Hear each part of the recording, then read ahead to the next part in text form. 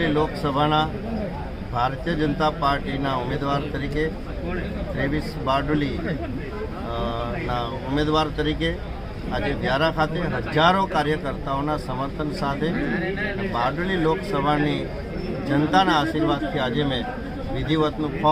ઉમેદવારી ફોર્મ રજૂ કર્યું છે અને ભારતીય જનતા પાર્ટીના કાર્યકર્તાઓમાં જે રીતે ઉત્સાહ જોવા મળે છે